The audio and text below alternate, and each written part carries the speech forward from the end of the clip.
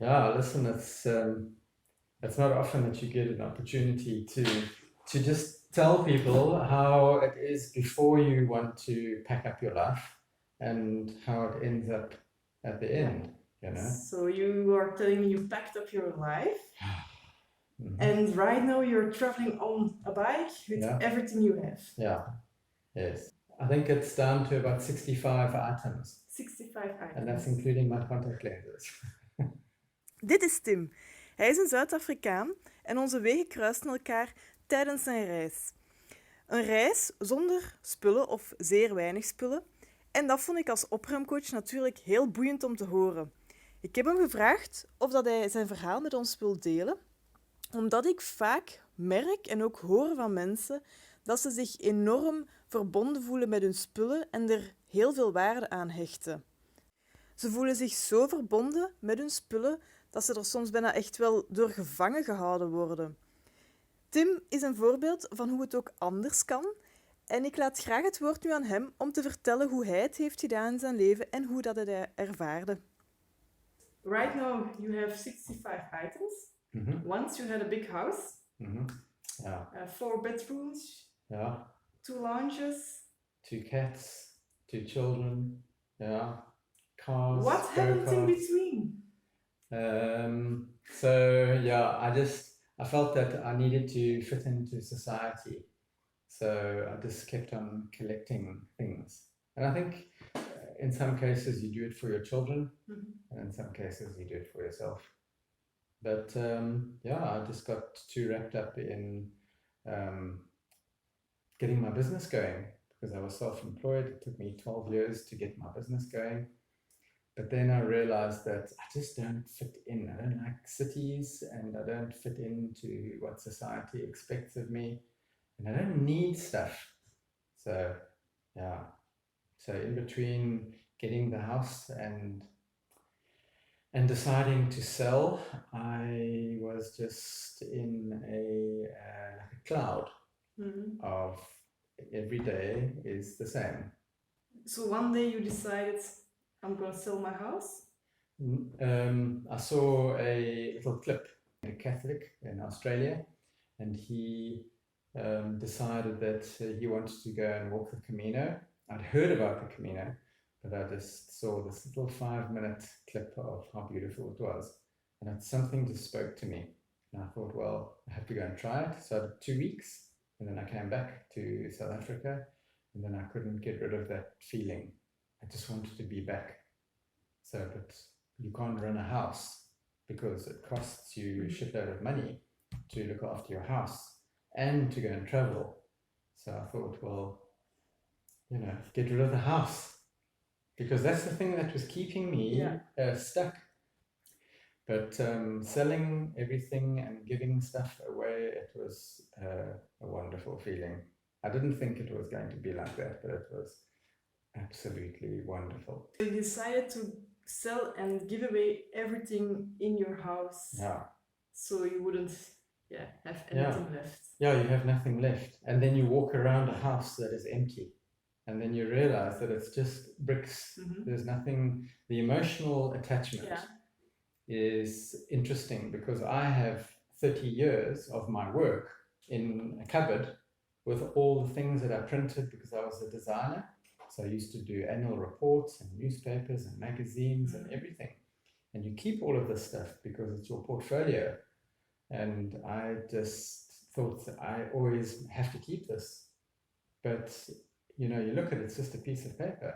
So everything went to recycling. I recycled everything, glasses, books, paper, plastics, everything that I couldn't sell, I will recycle, wood, everything. So everything went. The first part was making sure that I can give stuff other people can use. And then I would sell my furniture, bed, everything. And if people admired a painting, well, then they took the painting as well. And how did it make you feel about all the stuff that went away out your house?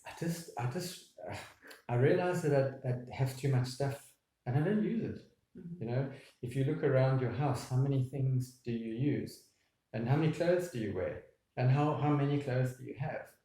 And you just don't use it. I was using I'm a man, so I have 10 shirts, and whichever one is on the top is the one I use. And when I wash, I don't put it at the bottom, it goes on the top. So I'm using 2 t-shirts, 2 pairs of pants, 3 pairs of underpants, and that's it. So it's it was embarrassing for me to find out how much stuff I had, but also freedom to get rid of it. So I have nothing left. That's what it's. And I've been back to South Africa, but I haven't gone to see the house. I have dreams about it, how they fixed it, but I have no desire to see it. It's amazing to travel without responsibility of living in one place. Do you think it's possible for everyone? Or are you an exception? I don't know. I've had this conversation with a lot of people, and I think that it's how you define yourself.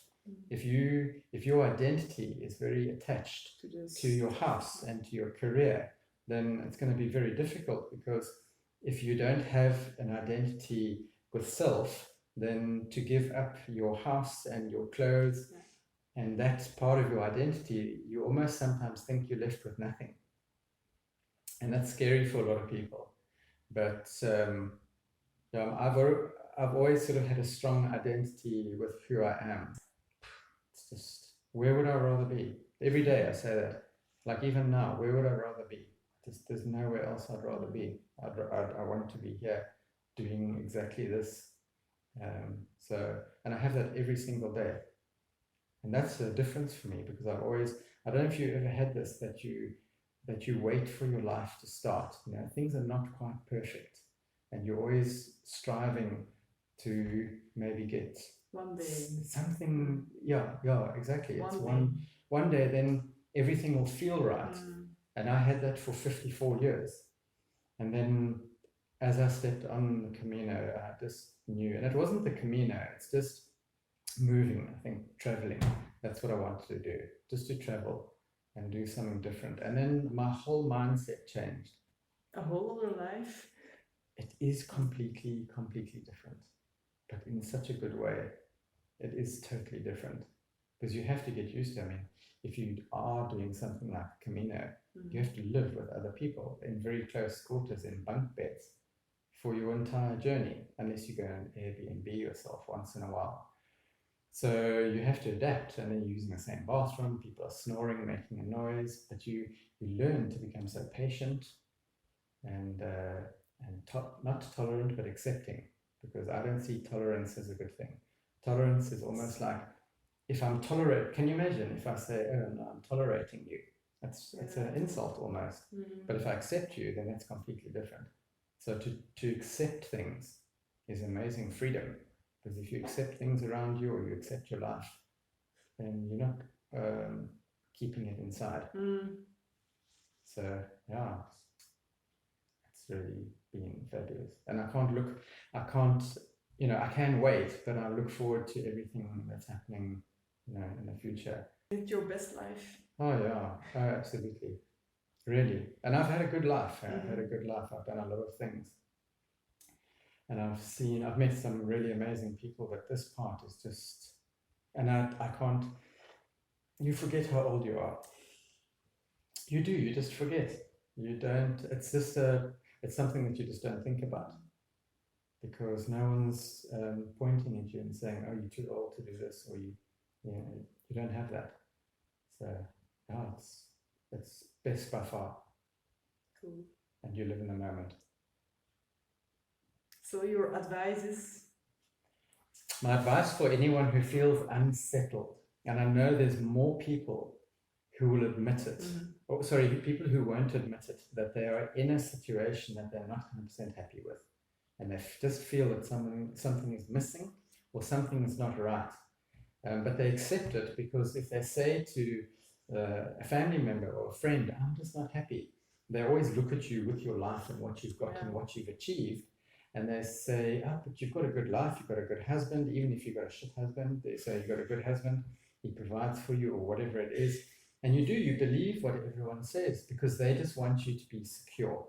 They don't like they have this resistance to change. But my advice to people is if you are restless, then travel on your own to start off with, or if you can do it with someone who you really get on with, and do it for like a chunk of time, like 6 months, if you can, because you're just not going to get an opportunity come to you. You have to go and get it. Yeah. And I know it sounds like a motivational thing, but you literally have to make a decision to go and do something. You just think about what you're doing and how you feel, and that's your guide. It's like your intuition will tell you. So, and it's not about being happy; it's about being fulfilled. Things like you can buy a T-shirt that can make you happy, or you can for how long? A short moment. Yeah. So happiness. I'm not after happiness, and sometimes I'm definitely not happy, but I'm always fulfilled. So that's my focus. Yeah. It's a wonderful life. So you've got to try it. Don't think about it, and don't look at other people who are doing it and thinking, "Wow, you're doing an amazing job." Just do it for yourself, because it's always going to feel different.